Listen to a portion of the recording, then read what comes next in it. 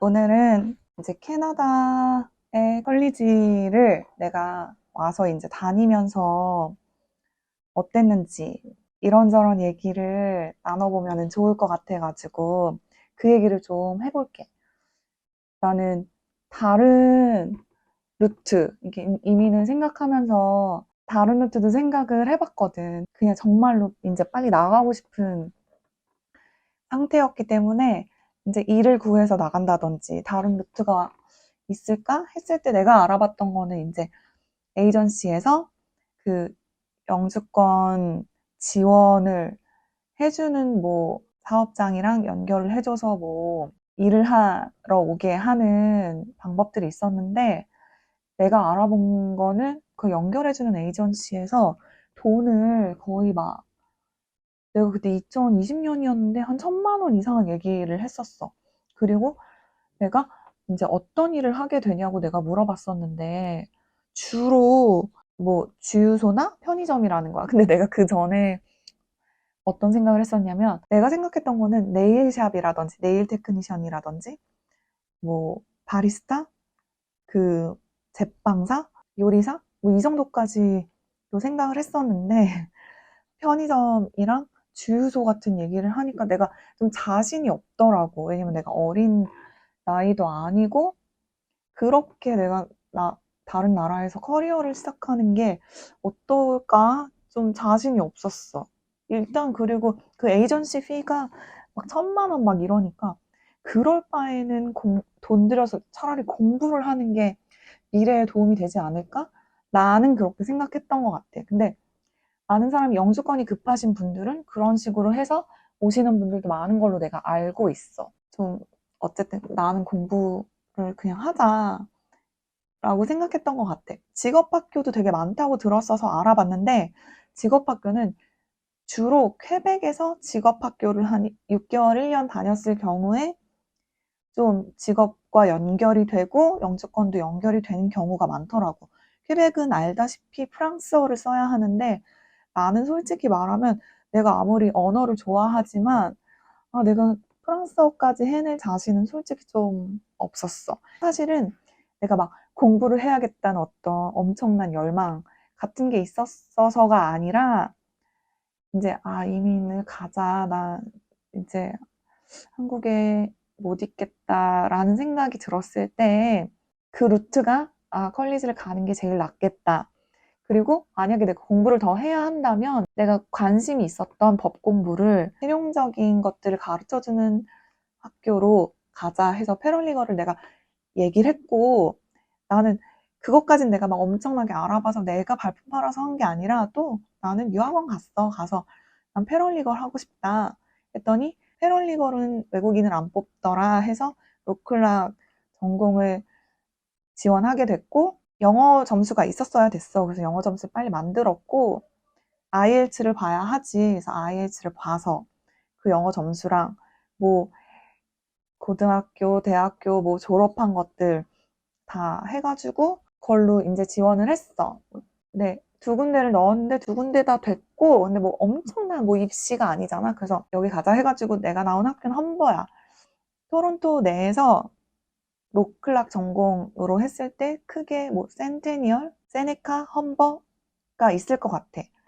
크게 대중 없어. 어딜 나와도 상관없어. 어디에서도 다 나와서 잘 직장 생활 하셔, 다들. 이제 내가 또 몰랐던 게 있는데 캐나다는 학기가 1년에 3학기가 있어.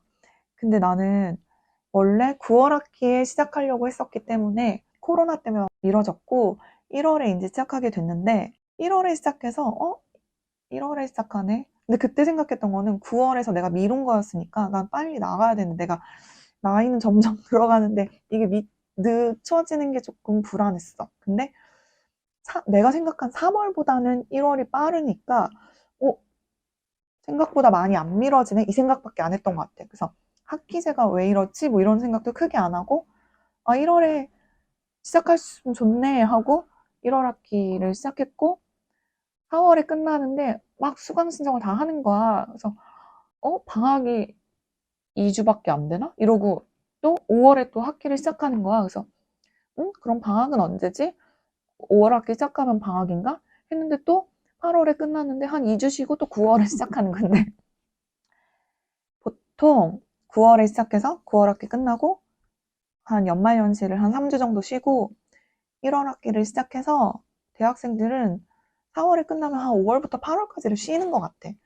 근데 나는 1월에 시작했으니까 그냥 줄줄이 가다 보니 어쩌다 보니 1년 안에 3학기를 다 했고 그래서 어쩌다 보니 1년 4개월 안에 그냥 학교를 졸업하게 됐어. 근데 난 나쁘지 않았던 것 같아. 어차피 나 아는 사람도 없고 쉬었어도 뭘 할 수 있었을까 생각해. 그래서 빨리 끝낼 수 있어서 나는 좋았고 또 코로나였기 때문에 모든 게 온라인이었고 학교에 갈 필요도 없었고 나가서 시간을 보내야 할 필요도 없었기 때문에 교통비도 안 들고 외식비가 안 들었지. 그래서 나는 그때 학교 다닐 때 화장실 없는 방을 렌트비가 한 달에 780불이었거든? 근데 내 생활비가 한 달에 200불밖에 안 됐었어. 그러니까 진짜 집에만 있으면서 공부만 하고 일주일에 한 번 나가서 장봐 와서 집에서만 뭘 해먹는 거야. 그래서 2021년에 1년 내내 나의 생활비는 1000불 정도였어. 어쨌든 근데 학비에는 큰 돈을 들였지만 큰 돈 안 들이고 빠르게 2년이 아니라 1년 4개월 안에 졸업을 할 수 있었지. 이게 뭐 모든 사람에게 이제는 적용이 되지 않겠지만 빨리 졸업할 수 있었다. 근데 5월 학기는 나는 추천은 안 할 것 같아. 왜냐면 5월 학기는 보통 쉬는 타이밍이잖아.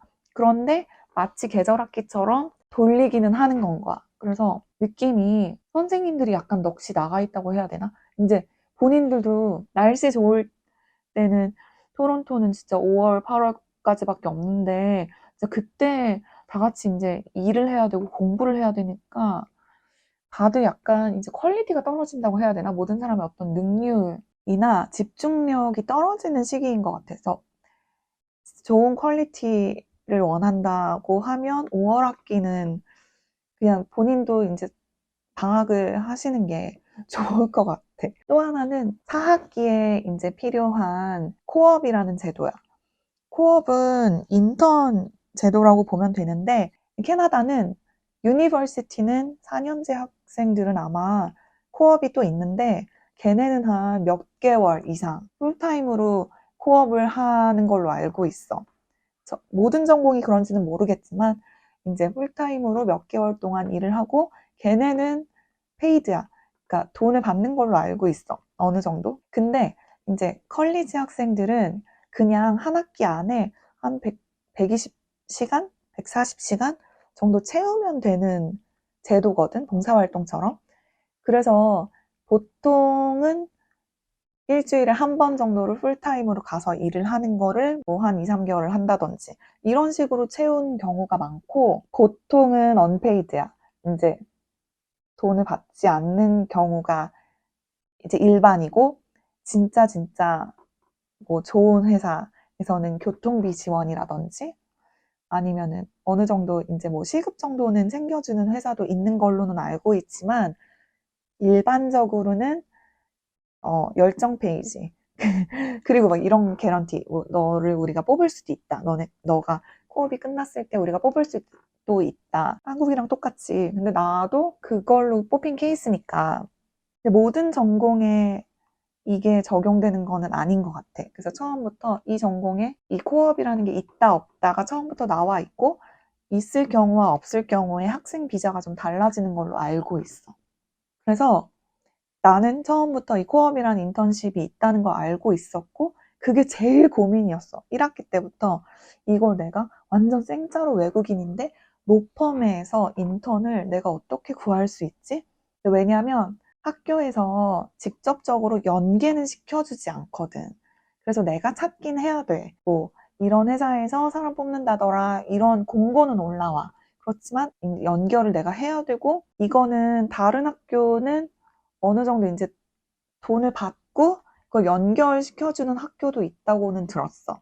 근데 고민하지 않아도 되는 게 회사에서도 코업 학생들을 활용하는 게 나쁘지 않은 기회이기 때문에 나 같은 경우에는 코업 이력서를 넣었을 때 연락이 안 온 경우가 거의 없었어. 나 같은 경우는 구글에서 찾았어. 뭐 이제 토론토 기업 로펌 찾아서 내 교통권 안에서 갈 수 있는 회사들을 웹사이트에 들어가 보고 어떤 변호사들이 있는지 얼굴 다 나와 있거든. 어떤 변호사들이 있는지, 규모가 어느 정도 되는지. 또 제일 좋은 거는 HR 담당자의 컨택, 이메일 주소가 있을 경우에 그 사람한테 내가 이력서를 넣으면 직방이잖아. 근데 막 약간 말도 안 되게 누구한테 넣어야 되는지조차 잘 모르겠는 경우보다는 주로 그런 HR 매니저가 있는 사람한테 보냈던 것 같아. 그렇게 해서 난 지금 회사도 연결이 됐었던 거고, 그러니까 너무 걱정할 필요는 없을 것 같다. 왜냐면 나는 너무 걱정했거든. 외국인으로서 로펌에 어필할 수 있는 게 없을 거라고 생각이 드니까 1학기 때부터 너무 걱정했었는데 그렇지는 않다. 그런데 여기는 컬리지도 그렇고 회사도 그렇고 떠먹여주진 않아.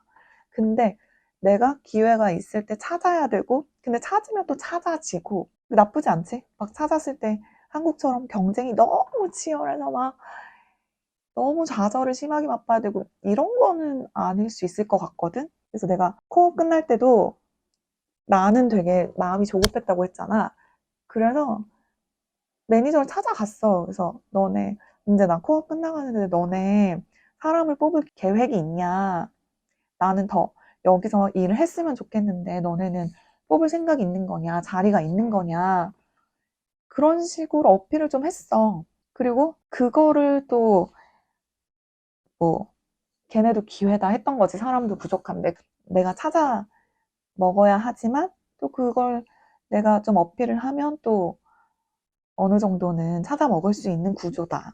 어려웠지만 공부하는 게 쉽지 않았지만 제대로 이민을 해야겠다라고 생각했을 때 컬리지는 전공도 되게 다양하고 그거를 직업으로 연계해주는 시스템도 분명히 있기 때문에 나쁜 선택은 아닐 거라는 생각은 들어.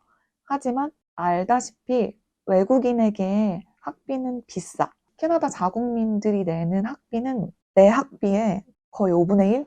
그래서 진짜 학원 다니는 정도로 학비를 낼 수 있고, 그래서 다들 영주권을 따는 게 먼저고, 그 다음에 하고 싶은 공부 있으면 싸게 해라. 라는 얘기 많이 하지. 나는, 왜냐면 딴 데도 돈이 든다고 하니, 그럴 거면 컬리지에 돈 쓰자. 하고 온 거야. 거의 학비가, 전문대학교 학비가 한국의 사립대학교 대학원비 정도 됐던 것 같아. 이제 외국 학생들 중에 이제 학비 낸 애들은 나중에 텍스 신고하면은 좀 돌아오는 게 있긴 해. 여러 가지를 생각해 봤으면 좋겠어. 네, 나쁘지 않은 선택이다. 그러나 공부는 쉽지 않고, 그리고 학비도 비싸긴 하다.